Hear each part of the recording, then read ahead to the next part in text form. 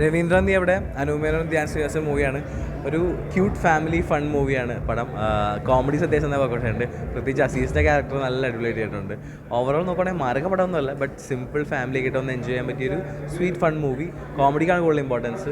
അവസാനം ചെറിയൊരു ട്വിസ്റ്റും ഇതൊക്കെ ആയിട്ട് ഓവറോൾ ഒരു ഫൺ എൻ്റർടൈൻമെൻറ്റ് മൂവി. അനുമേനോൻ്റെയും ധ്യാൻ ശ്രീനിവാസൻ കുറച്ച് നാൾക്ക് ശേഷമുള്ളൊരു നല്ലൊരു മൂവിയാണ്.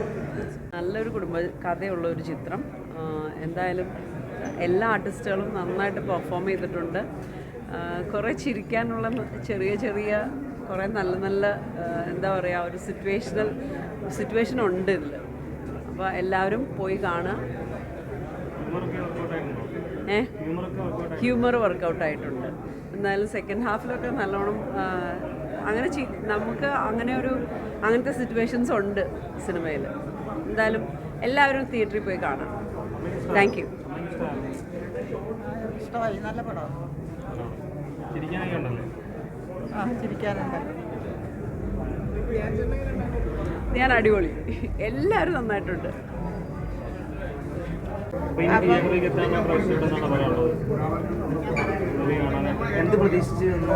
ഇല്ല, ഞാനിതൊരു ക്യൂട്ടൊരു ഫാമിലി ഫൺ എൻ്റർടൈനറായിട്ട് എന്ന ചെറിയൊരു ത്രില്ലർ പിടിച്ചു പോകുന്ന അവസാനം സെക്കൻഡ് ഹാഫിലൊരു ഫണ്ണ് ഹ്യൂമർ പിടിച്ചു പോകുന്ന സിറ്റുവേഷണൽ കോമഡീസൊക്കെ ഉള്ളൊരു സിനിമയാണെന്ന് എനിക്കറിയാം. പക്ഷേ ഇത് എത്രത്തോളം പ്രേക്ഷകർ എടുക്കുമെന്ന് ചോദിച്ചാൽ എനിക്കറിയില്ല. കാരണം ഇപ്പം വലിയ വലിയ സിനിമകൾ ബിഗ് പടങ്ങളാണല്ലോ തിയേറ്ററിൽ വന്ന ആൾക്കാർ കാണുന്നത്. അപ്പോൾ അതുകൊണ്ട് എനിക്ക് ഇതിനെ എങ്ങനെ ആൾക്കാർ അക്സെപ്റ്റ് ചെയ്യും എന്നുള്ളൊരു ഡൗട്ടുണ്ട്.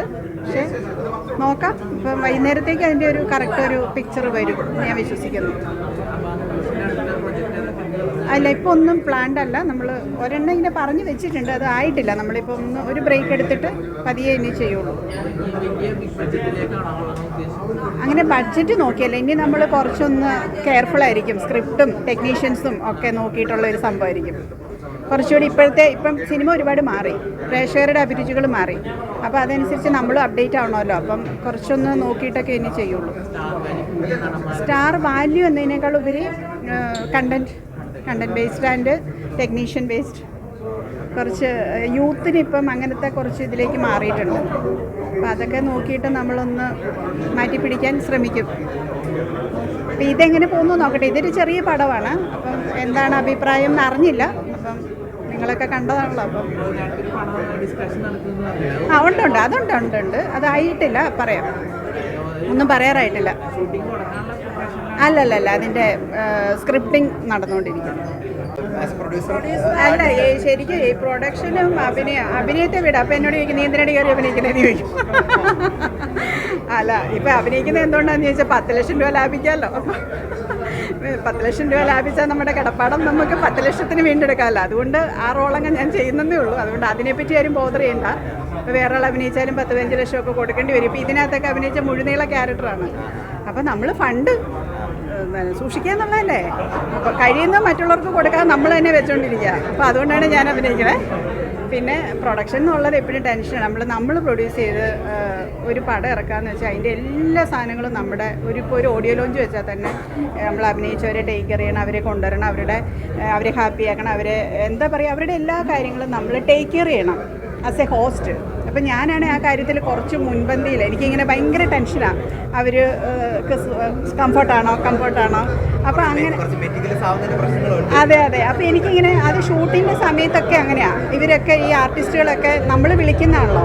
അപ്പോൾ എന്നെ ആരും വിളിച്ചഭിനയിപ്പിക്കുന്നതല്ല, ഞാൻ വിളിച്ചഭിനയിപ്പിക്കുന്നതല്ലേ. അപ്പോൾ എനിക്ക് അത് അവർ കംഫർട്ടാണോ എന്നുള്ള ടെൻഷനിൽ കൂടി ഇതിങ്ങനെ പോകും. ഈ പടം ഇറങ്ങുമ്പോൾ വേറെ അടുത്ത ടെൻഷന്. അങ്ങനെ ഒരു വിധത്തിൽ എങ്ങനെ പോകണം. സക്സസ് ആവണ്ടേ, നമുക്ക് നോക്കാം. സക്സസ് ആവുമോ അതോ നേരെ തിരിയോ എന്നുള്ളത് നമുക്ക് വൈകിട്ടത്തോട് കൂടിയിട്ട് അറിയാം. നിങ്ങളൊക്കെ പറ, നിങ്ങളൊന്നും മിണ്ടുന്നില്ലല്ലോ. ചിരിക്കുമായിരുന്നോ? അപ്പം ഇത് തന്നെ പുറത്ത് പോയിട്ട് പറയണേ. ഇനിയിപ്പോൾ പ്രൊഡക്ഷനിലും ഒരു അബാം 2.0 കാണാൻ പറ്റും. എന്തോ പ്രൊഡക്ഷനിലും ഒരു അബാം 2.0 കാണാൻ പറ്റുമോ? ഇനിയിപ്പോൾ നമ്മളൊരു ചെറിയ ബ്രേക്ക് എടുക്കുക. ഒരു ചെറിയ ബ്രേക്ക് എടുത്തിട്ട് ഇനി നമ്മൾ ചെയ്യുന്ന സിനിമകൾ കുറച്ചുകൂടി കണ്ടൻറ് ബേസ്ഡ് ആയിട്ട്, പിന്നെ കുറച്ചുകൂടി ടെക്നീഷ്യൻസൊക്കെ ഇപ്പോഴത്തെ പുതിയ തലമുറയ്ക്ക് എന്താണ് വേണ്ടുന്നത് അതിനെ അങ്ങനെയുള്ളൊരു സാധനമായിരിക്കും ചെയ്യുന്നത്. ബഡ്ജറ്റ് ഫ്രണ്ട്ലി ആയിരിക്കും. സ്റ്റിൽ ബാക്കിയുണ്ടല്ലോ കുറേ കാര്യങ്ങളിൽ ഒരുപാട് മാറ്റങ്ങൾ വന്നിട്ടുണ്ട് ഇൻഡസ്ട്രിയിൽ. അപ്പം അത് പിടിക്കാനായിട്ട് ശ്രമിക്കും. നോക്കാം. പാലോടൻ ഞാൻ ആദ്യമായിട്ട് അഭിനയിച്ച പടമാണ്. അതിലൊരു പാട്ടാവാൻ പറ്റിയത് ഭയങ്കര ഹാപ്പിയാണ്. ചെറിയൊരു മൂവിയാണ്. എല്ലാവർക്കും ഒരു ജസ്റ്റ് ഒരു ചിരി ആ ഒരു ഇതിൽ വരാം. പിന്നെ ചെറിയൊരു പടമാണ്, വലിയ ഇതായിട്ടൊന്നും പറയുന്നില്ല, ചെറിയൊരു പടമാണ്. അതെ, സിറ്റുവേഷൻ കോമഡീസ് ആണ്. അതെ അസീസൊക്കെ നന്നായിട്ട് അതിൽ എന്താ പറയുക, ഏറ്റവും അടിപൊളിയായിട്ട് ചെയ്തിട്ടുണ്ട്. കോമഡി അവരുണ്ടെങ്കിൽ തന്നെ ഒരു കോമഡി ആണെന്ന് നമുക്ക് പ്രതീക്ഷിക്കാമല്ലോ. എല്ലാവരും ഒന്നിനൊന്ന് മികച്ച തന്നെ പറയും. എനിക്കിഷ്ടമായി. ആക്ച്വലി ഞാനും അതിൽ ചെയ്തുകൊണ്ട് എനിക്ക് ഔട്ടും അറിയാം, ഇന്നും അറിയില്ല. ആ ഫെയിം സിനിമയിലുള്ളത് അറിയാം, അല്ലാതെ ഇതറിയാം.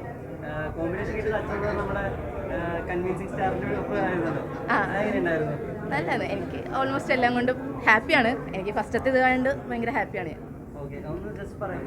എൻ്റെ പേര് അർച്ചന. എൻ്റെ ആദ്യത്തെ മൂവിയാണ്. ആ സിറ്റുവേഷൻ തന്നെയാണ് ആ സിനിമയെ കൊണ്ടുപോകുന്നത് മുന്നോട്ട്. ഒരാളെ കാണാതാകുന്നതുമായിട്ട് ബന്ധപ്പെട്ട് ഒരു ഫൺ ഫിലിമാണ്. ഒരു ഫ്ലാറ്റിനകത്ത് നടക്കുന്ന സംഭവമാണ്. കുടുംബങ്ങൾക്ക് കുറച്ച് ചിരിക്കാനും അവരുടെ ഒരുപാട് ജീവിതത്തിലെ ചില കാര്യങ്ങൾ അവർക്ക് അതിനകത്ത് കാണാനും പറ്റും. ചെറുതായിട്ട് ഭാര്യയോട് തോന്നുന്നൊരു സംശയത്തിൽ നിന്നും തുടങ്ങി ആ സിനിമ വേറൊരു എടുത്തെത്തുന്ന ഒരു പരിപാടിയാണ്. അനൂപും ഷീലുവും ധ്യാൻ ശ്രീനിവാസൻ, അസീസ് നെടുമങ്ങാടൊക്കെ വളരെ നന്നായി ചെയ്തു.